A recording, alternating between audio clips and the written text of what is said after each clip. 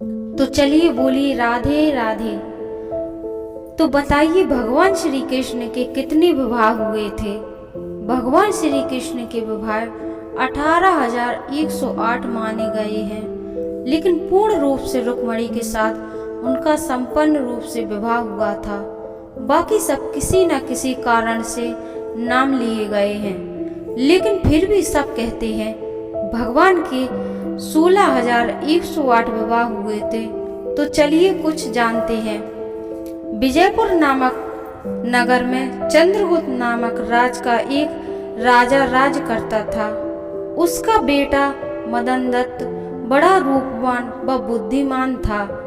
एक दिन किसी अपराध के कारण राजा चक्रदत्त ने उसे देश से निकाल दिया। मदनदत्त ने अपने महल में आकर अपने रास्ते के खर्चे के रूप में 4 लाल कुछ थोड़ा द्रव्य लेकर नगर से जंगल की राह की ओर निकल पड़ा। चलते चलते वह अपने राज्य की सीमा से काफी दूर निकल आया। उसने अचानक एक स्थान पर एक आश्रम देखा। वहां मदनदत्त साधु को दंडवत प्रणाम करके बैठ गया।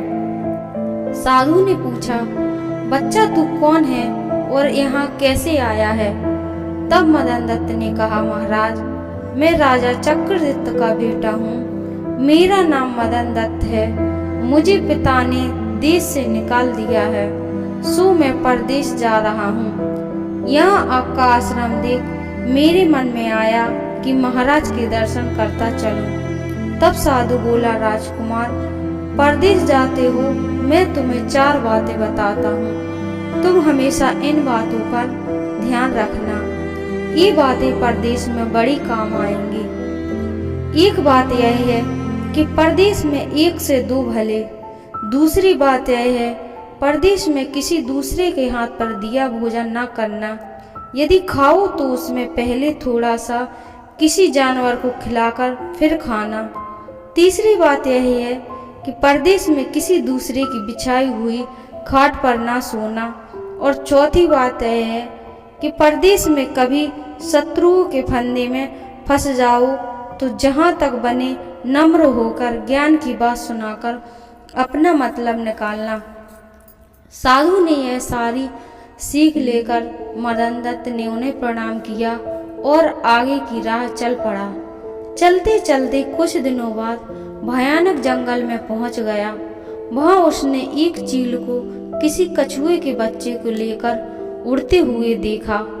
भगवान की कृपा से वह बच्चा पंजों से निकलकर गिर पड़ा और तड़पने लगा। तब मदनदत्त ने तड़पते हुए बच्चे को देखकर अपने मन में कहने लगा कि इस बच्चे को पालना चाहिए। इसके पालने से 2 बातें होंगी। एक यह कि इसकी जान बच जाएगी और दूसरी बात यह है कि हम 1 से 2 हो जाएंगे। मन में यह विचार कर उस बच्चे को लेकर आगे चला। चलते चलते बहुत दिन गुजर गए। एक दिन वह जंगल में पहुंचा। उस वक्त दोपहर का समय हो गया था। वहां एक पीपल के पेड़ के नीचे मीठा कुआं और उत्तम स्थान देखकर मदनदत्त ने सोचा, अब इसी स्थान पर दोपहर बितानी चाहिए। यह सोचकर मदनदत्त ने स्नान ध्यान करके उसके पास कुछ खाने के लिए था और कछुए के बच्चों को भी खिलाया। फिर मदनदत्त ने बच्चे से बोला, ए बच्चे तुम यहीं बैठ रहना, मैं कुछ देर सो लूंगा। तब कछुए के बच्चे ने कहा, आप सो जाइए, मैं बैठता हूँ। तब मदनदत्त सो गया। उसी पेड़ के ऊपर एक सांप और एक कौवा रहता था। उनका हमेशा यह नियम था, जब भी कोई मुसाफिर उस पेड़ के नीचे आकर ठहरता था तो वो सांप उसे काटता और कौवा उसकी आंखें निकाल लेता। जब मदनदत्त उस पेड़ के नीचे सोया तब सांप पेड़ के नीचे उतर आया और वह मदनदत्त को काटकर फिर पेड़ पर चढ़ गया। तब कछुए का बच्चा मदनदत्त को मरा देखकर बहुत घबरा गया। मन में सोचने लगा, अब मैं क्या करूं? मैं अपने घर पर कैसे पहुंचूंगा? इसी सोच में बच्चा मदनदत्त के पास पहुंचा और बैठा बैठा रो रहा था कि तभी कौवा पेड़ के नीचे उतर आया और मदन दत्त के माथे पर आ बैठा। जैसे ही मदन दत्त की आंखें निकाल लेनी चाही, वैसे ही कछुए ने बच्चे ने झपट कर कौवे को अपने मुख से पकड़ लिया। तब कौवे ने सांप को पुकारा, जल्दी आओ भाई, नहीं तो आज मेरी जान चली जाएगी। कौवे की आवाज़ सुनकर सांप दौड़ा और उसने देखा कछुए ने कौवे को पकड़ रखा है। तब सांप ने आते ही कई फन बड़े जोर से कछुए के मारे, परंतु कछुए ने अपना मुंह भीतर को कर लिया। लाचार होकर सांप का बस नहीं चला। तब कछुए से कहने लगा, तू मेरे मित्र को छोड़ दे। कछुए ने कहा, मैं इसे नहीं छोड़ूंगा, क्योंकि तूने मेरे मित्र को खाया है, मैं अब तेरे मित्र को खाऊंगा। कछुए की यह बात सुनकर सांप बोला, ए कछुए, इसे किसी भी तरह छोड़। तब कछुआ बोला, जो तू मेरे मित्र का जहर चूस लेगा, मैं तेरे मित्र को छोड़ दूंगा।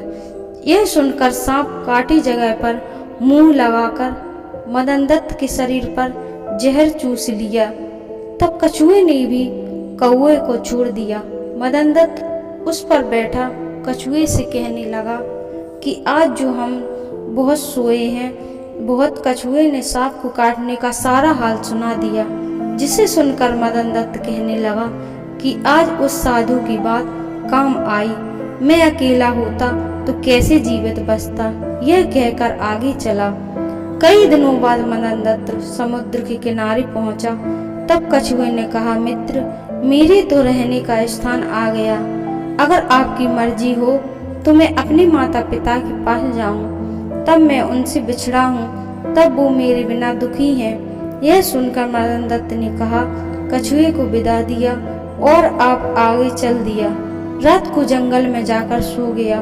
उस जंगल में एक ठग रहता था, जिसके 4 बेटे 2 बेटियां थीं। उसकी बड़ी बेटी ज्योति शास्त्र पढ़ी थी। उस समय वो अपने भाइयों से कहने लगी, भाइयों, मुझको ऐसा मालूम होता है कि जंगल में कोई मुसाफिर आया है जिसके पास 4 लाल हैं। अगर वे तुम उससे हासिल कर लो तो मैं जन्म भर के लिए बहुत, अगर आपको मारना मत, जीवित पकड़ लाना। यह बात सुनकर बाप और चारों बेटे जंगल की तरफ खोजने चले गए। खोजने पर उन्होंने देखा कि एक आदमी पेड़ के नीचे सो रहा है। यही वह आदमी जिसके पास लाल है। ठगों ने उस सोते हुए आदमी को लात मारकर बेटी के हवाले कर दिया। उससे कहने लगे, पकड़कर लाने का काम तो हमारा था, इससे लाल निकलवाना तेरा काम है। यह सुनकर ठग की बेटी ने कहा, अब तुम्हारा कुछ काम नहीं, उन लालों को मैं निकलवा लूंगी। उस वक्त ठग की छोटी बेटी ने मदन दत्त को देखा, उस पर मोहित हो गई, परंतु बाप व भाइयों के डर से कुछ न बोली। रात्रि का समय था। छोटी ठगनी उसको बचाने की फिक्र कर रही थी। ठग बड़ी बेटी ने खाना तैयार कर उसमें जहर मिलाकर थाली परोसकर मदन दत्त से बोली, अब खाना खा लीजिए। जब मदन दत्त भोजन करने बैठा तो साधु की दूसरी बात याद आई। वह थाली से थोड़ा सा खाना लेकर कुत्ते को डाला। कुत्ता खाते ही मर गया। मदन दत्त ने वह भोजन न खाया और मन में कहने लगा कि साधु की दूसरी बात काम आई। ठग की बेटी ने कच्चे सूत का पलंग ऐसे कुएं पर बिछवाया कि उसमें आग भरी थी। उस पर बढ़िया किस्म का तकिया व गद्दा लगाकर मदन दत्त ने कहा कि आओ पलंग पर सो जाओ। तब मदन दत्त उस पलंग के बैठने के लिए उसके पास गया, उस पर बैठना चाहा। उसी वक्त साधु की तीसरी बात याद आ गई। जब मदन दत्त ने उस गद्दे को फटकारा तो पलंग का सूत टूट गया। उसके नीचे आग का कुआं नजर आया। मदन दत्त के मन में कहने लगा कि साधु की तीसरी बात काम आई। यह सोचकर एक टूटी खाट पड़ी थी, उसी पर पड़ा रहा। मन में सोचने लगा, आज रात तो प्राण बचाना कठिन है। तभी ठग की बेटी छोटी वाली मौका पाकर मदन दत्त के पास आई और बोली, हे प्रिय, मैं तुमसे विवाह करूंगी, परंतु आज की रात मेरी बहन की बारी है। जैसे भी हो तुम आज की रात उससे अपने प्राण बचा लो, फिर कल के लिए मेरी बारी आएगी, मैं तुम्हारी जान बचा लूंगी। यह कहकर वो चली गई। उसकी बड़ी बहन हाथ में कटार लेकर मदन दत्त के पास आई। तब मदन दत्त ने मन में सोचा कि आज की रात इससे प्राण बचाना कठिन है, परंतु देखूं क्या यह साधु की चौथी बात काम आएगी कि नहीं, क्या यह गलत तो नहीं है, अपना काम करेगी या नहीं, इसमें कोई संदेह नहीं है। इतने में ठग की बड़ी बेटी आई, लाल लाल आंखें करके मदन दत्त की छाती पर चढ़ बैठी और जोर से बोली, अरे मुसाफिर, या तो अपने चारों लाल मुझे दे दे, नहीं तो मैं तुझे छुरी से मार दूंगी।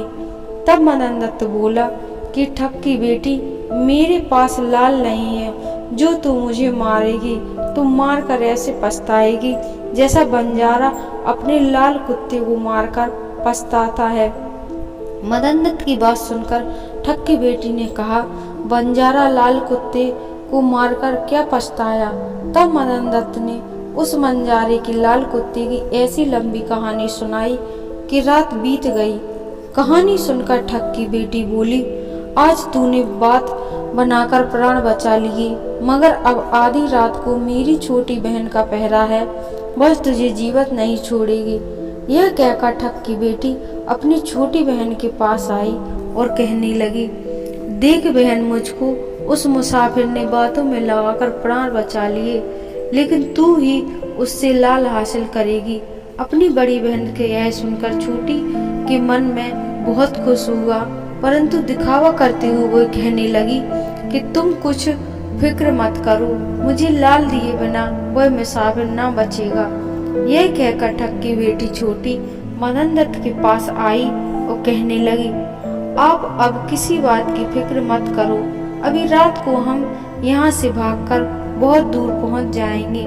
मैंने 1 घंटे में 100 कोस दौड़ने की ऊँटनी तैयार कर रखी है। आधी रात हुई, ठग की बेटी छोटी मदन दत्त ऊँट पर चढ़कर होकर भाग निकले। रास्ते में राजा चक्रदत्त के सैनिकों ने मदन दत्त को पहचान लिया। राजा की आज्ञा से वे उसे खोजने निकले थे। वे मदन दत्त और उस सुंदरी को विजयपुर ले गए। राजा ने उन दोनों का धूमधाम से विवाह कर दिया।